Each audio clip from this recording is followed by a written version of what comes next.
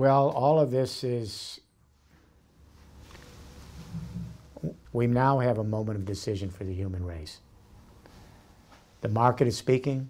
Solar and wind are now cheaper than all fossil fuels and nuclear power. We have the storage capacity with batteries now getting cheaper and cheaper, and fuel cells. And we now have trillions of dollars that have left the fossil fuel industry. They want to invest in green bonds. We need green banks so we can begin laying out this infrastructure in every region of the world. And every region has to now set up its peer assemblies, involve the entire region, build out roadmaps for a long-term construction site to transition their regions into a post-carbon ecological society. There's one thing missing.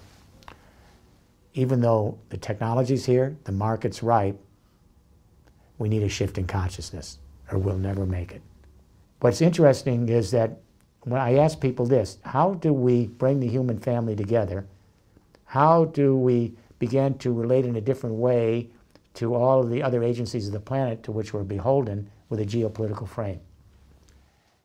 We have young people coming home with biosphere consciousness. We have teenagers coming home and saying, why are you using so much water while you're shaving, Dad? We have drought and wildfire. Or, and some people won't like this, why are we golfing in the desert of Arizona, irrigating it with water when there's drought so someone can play 18 holes of golf? Or why is a TV on in that other room, the kids are asking, when we haven't been there for 3 weeks, just background noise? And here's the one I really like. Why do we have 2 cars sitting in the driveway? Why don't we car share? Here's the one that's really important. The big one is biosphere consciousness. President Macron hinted at this. In, I guess it was September, he was the only world leader of 190 countries that sensed a biosphere moment. The Amazon was burning. There were 70,000 fires burning. And Macron stood up and said to the president of Brazil, the Amazon are the lungs of the planet. Those massive forests are absorbing the CO2 from industrial emissions. It's the lungs of the whole earth. This was the first president of a country that actually made a statement on behalf of the biosphere, that beyond all our political borders, we are an indivisible biosphere Earth. It was a brilliant moment. However, what he could have said is this, the next thing. Why are you burning those forests down? He didn't do that. They're burning those forests down to graze a cow on 6 inches of topsoil to provide beef for the French plate and plates around the world. And when they burn those trees down to graze the cow for that piece of beef so that the wealthy of the world can have a beef diet, there are rare species of animal and plant life that only live in the Amazon. They're dead forever, extinct. We'll never see them, never hear them. Many of them we've never identified. They've been here for millions of years. And when those trees burn down in that forest, they're no longer the lungs of the planet. They're not absorbing massive amounts of CO2 from industrial emissions, so the temperature of the earth goes up. So some farmer cannot feed her children in rural India. She has spring floods and summer droughts and tries to migrate elsewhere. Where is she going to go? Because of the piece of beef. And to understand this, when people say, oh, you shouldn't be telling me my dietary choices, let me explain this, whether it's France or the US or anywhere. We have lost 60% of the topsoil in the world in the fossil fuel civilization of the 20th century, from petrochemical farming and the toxicity and the overuse of the land. 60% of the topsoil is gone. It takes 1,000 years to get 1 inch of topsoil. There's only 40% left. And of that 40% of agricultural land left, half of it's being used to grow feed grain for cows. So they're not only grazing the cow in the Amazon, they're raising soybeans and all over the world. So it isn't a matter of, oh, please don't restrict my diet.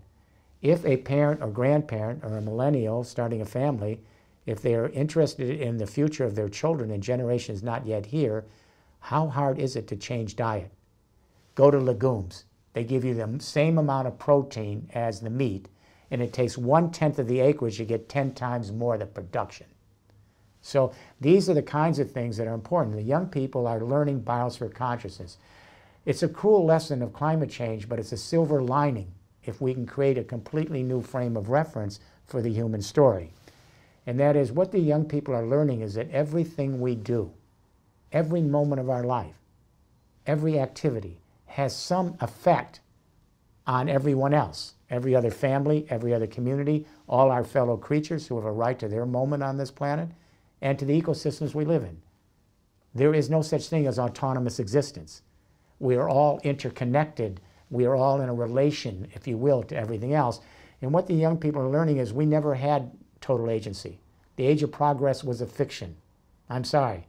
The French and Anglo-American Enlightenment, it was a fiction. The idea that we could master nature, as Condorcet, the great French revolutionary, said before they took him to the guillotine, he said, there is no end to the perfection of humanity except the globe itself. Well, we've learned you have to pay an entropy bill. The age of progress is over. I don't think anyone's talking about that anymore. We are in the age of resilience. We have to learn to live in a different way. We have to realize that human beings are a small agency among all the agencies of the earth. And we interact with the magnetosphere, the biosphere, the atmosphere, the hydrosphere, the lithosphere, and all of our internal rhythms are attached to the circadian, lunar, circannual rhythms of the earth. Every moment of our life and everything we do has an impact even on the orbit of the planet. If we learn that lesson, we're in the heart of the age of resilience. And we can then, from there, begin to understand how we learn to live more agilely and more respectfully and more attuned to all the other rhythms of our fellow creatures and the spheres in which we live. This is an amazing experiment called life. Those satellites have been out there probing the universe. It seems dead. There's nothing there. We're hoping there's something there. Let's concentrate on what we know is here, this miracle called life. This is the moment. If we fritter it away with all sorts of other momentary things that are on our agenda, we lose every year. And each year takes us to the abyss. When young people say to their elected officials, we are in extinction, this is a climate emergency, we want a Green New Deal, the elected officials are likely to say to them, we agree with you. It is urgent. This is one of the key priorities that we have to attend to. Then they lose the young people. Because when they hear this is one of the key priorities, it means that they're balancing against all the other key priorities. And the young people are saying, what other priority could there be that we have to balance this with a Green New Deal? What other priority might there possibly be when we're in an extinction? All the other priorities should be subsumed in finding a new way of life, a new infrastructure, a third industrial revolution, a new form of governance, so that we can begin to understand we live in a non-bordered biosphere world. My message to the young people is this: stay on the streets, nonviolent, keep the protests. But if you think that the government is going to do this for you, you're kidding yourselves. What you have to do is stay on the streets and nonviolent protests, but then every one of you in your 20s, you got to run for political office, you got to be on the city councils, you got to be in the NGOs, you got to be in the small and medium-sized enterprises. AOC, this Alexandria Cortez, I've never met her, she's the youngest congressperson in the history of the U.S. Congress, 28. Just today, the new Prime Minister of Finland is 34, and 4 of the major 5 parties are run by women, and they're all in their 30s. So it's not that the older generation is disingenuous. They're the parents, they're the grandparents, but they're wedded to an old consciousness, and many are wedded to old business interests that are trying to keep us in that old fossil fuel civilization. We need millions of AOCs. We need millions of young people like the new Prime Minister of Finland, who's only 34, 35, or whatever she is. Thomas Paine was a great American revolutionary who then, after our revolution, came to France, helped you out. I think you kicked him out eventually. But he was a great American revolutionary, and Thomas Paine said, every generation must be free to remake the world anew and not be imprisoned by their ancestors from the grave. This revolution is now, and Crédit Agricole has been the lead. I don't say this because I'm here today. I've been following this bank. In the new generation that's coming, in a distributed, transparent, open infrastructure of the third industrial revolution, it favors cooperatives. I've said that in my last 3 books over and over again, because cooperatives allow us to be more agile and more peer in our governance and more democratic.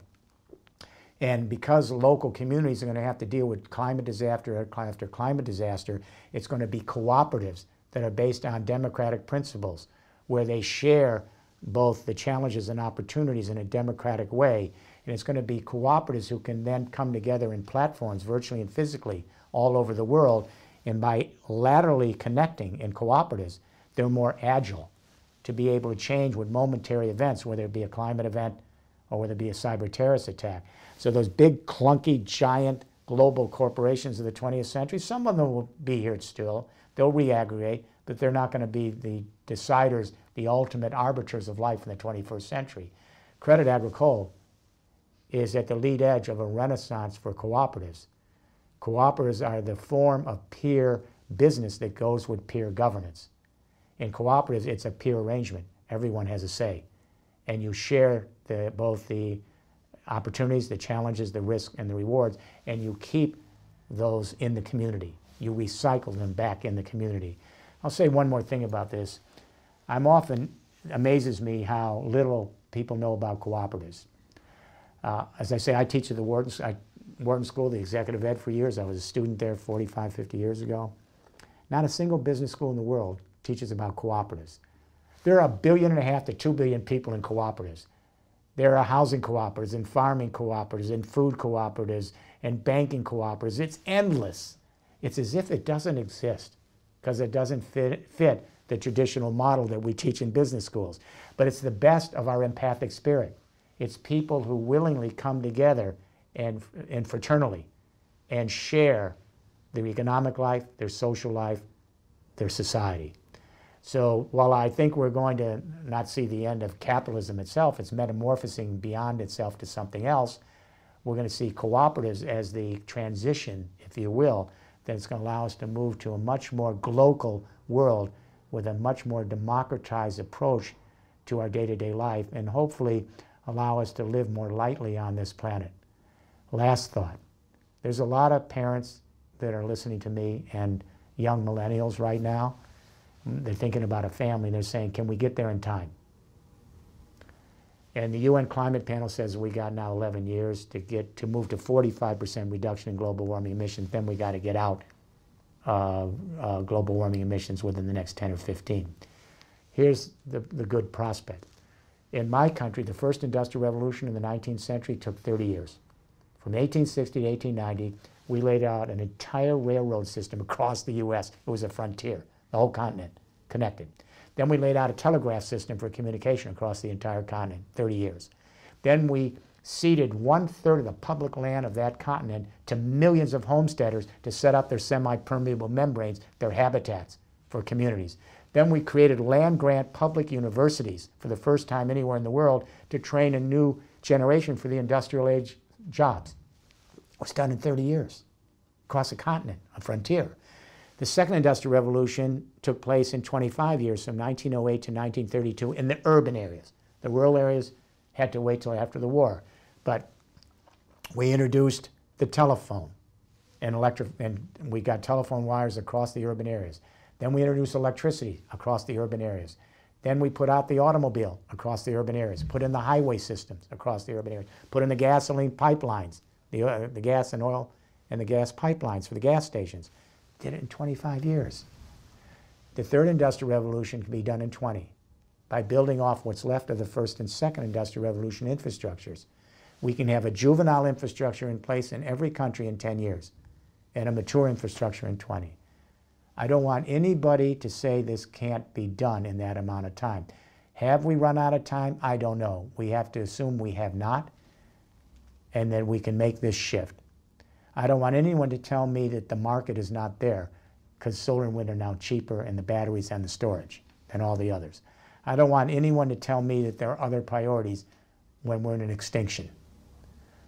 We need to bring all the generations together, and we need to have the grit, and that's what resilience is about, the grit and determination to make this happen. And last thought, we are the most social creature. We have the biggest neocortex. When we get the story right, we can change everything. We're so social. And we have empathy built into our neural circuitry. Now we need to empathize with life on Earth. We need to empathize with the biosphere, which give us life. We need to make this transition in one generation. We need the banking system to be there to provide us with the frame of reference to begin to deploy this transition of this paradigm. And I think Crédit Agricole is going to be right at the lead in helping the banking industry rethink itself so that we can begin to get those green bonds in and begin to transform our economy very quickly. For all of you that are involved in this in your day-to-day life, when your grandchildren look back at you, when they ask you, what did you do? You want to be able to say, I was committed in my institution, not just as a sidebar or a good ESG venture. I was committed in my institution to completely transform the way we use the money that's available to us, all the trillions of dollars in savings that represent the workers of the world. I want to say that I took a key role in helping transition my community and through my bank and my institution into an ecological civilization, a Green New Deal.